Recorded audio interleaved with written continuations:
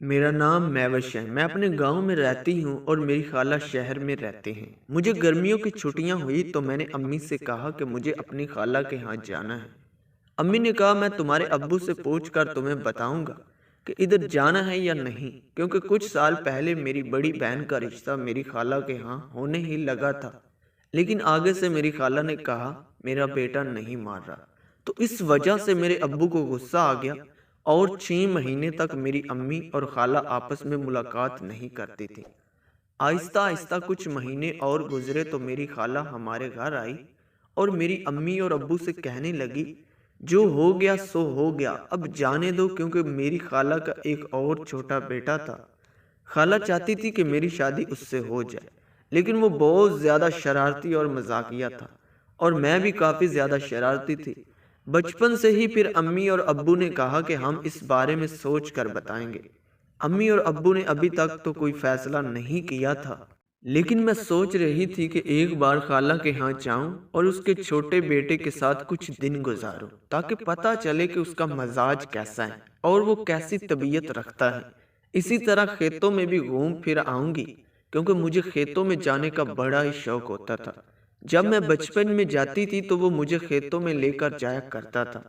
मेरी अम्मी ने अब्बू से बात की कि मैवश चाहती हैं कि वो एक बार खाला के यहाँ हो आए।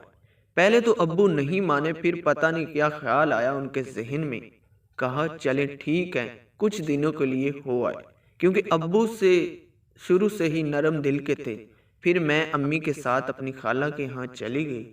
अम्मी एक दिन इधर रही और मुझे छोड़कर वापस आ गई। मेरी खाला का बेटा एक बेकरी में काम करता था। वो शाम को घर आता था, क्योंकि सुबह वो काम पर चला जाता था। मैंने एक दिन अपनी खाला से कहा कि मुझे खेतों में घूमने जाना है, तो उसने कहा कि जब्बार से कहूंगी, वो तुम्हें ले जाएगा। मैंने खाला से कहा जब्बार तो बेकरी से शाम को वापस आता है। तो खाला बोली कोई बात नहीं बेटा, एक दिन छुट्टी कर लेगा, कोई हर्ज नहीं हो जाएगा। फिर खाला ने जब्बार से कहा कि कल तुम बेकरी मत जाना, बल्कि मैविश को खेतों में घुमाने फिराने ले जाना। काफ़ी दिन हो गए हैं, बेचारी घर में बोर हो गई है। तो जब्बार बोला अम्मी कोई बात नहीं, मैं ले जाऊंगा इसे। फिर मैं जब्बार के साथ सुबह खेतों में घूमने के लिए चली गई। तो मैं शुरू से ही जब्बार से बहुत ज़्यादा मोहब्बत करती थी। मैंने कहा मौका अच्छा है, जब्बार को अपने दिल की बात कह देती हूँ।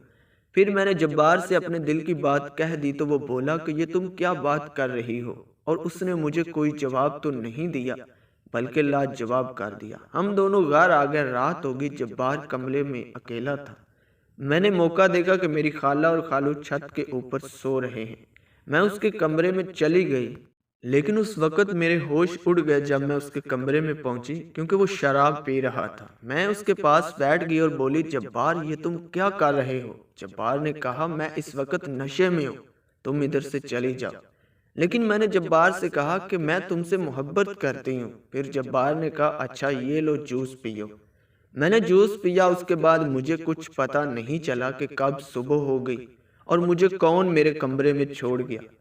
मैं उठी तो हैरान हुई कि मेरे साथ क्या होता रहा होगा। मैंने जो बाहर से पूछा तो जब्बार आगे से कुछ नहीं बोल रहा था। उस वक़्त समझ चुकी थी कि मुझसे बहुत बड़ा गुनाह हो गया है, जो मैं इस हालत में इसके पास चली गई और मुझे अपने किए पर पछतावा हो रहा था। फिर मेरी अम्मी आई और मुझे घर वापस ले गई। मैंने अम्मी से सारी बात कह दी तो अम्मी ने खाला से कहा कि तुम जब्बार से इसकी शादी कर दो।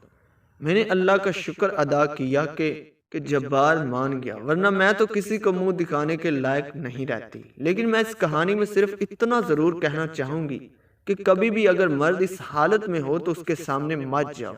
ये ना हो कि बाद में मेरी तरह पछतावे के सिवा कुछ ना बचे। आई होप सो कि इस वीडियो से आपको कुछ ना कुछ ज़रूर सीखने को मिला होगा।